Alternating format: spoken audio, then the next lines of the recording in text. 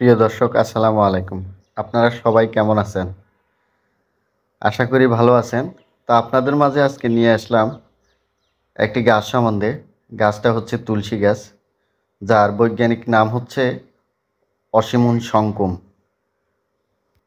এই গাছটি ভারতীয় উপমহাদেশে হলেও বাংলাদেশেও এর চাষাবাদ রয়েছে, এবং কি এটা শুধুমাত্র যেখানে সেখানে পাওয়া যায়। তো আপনাদের জানার জন্য আজকে এর উপকারিতা এবং এর ঔষধি গুণাগুণ আপনাদের কাছে উপস্থাপন করব।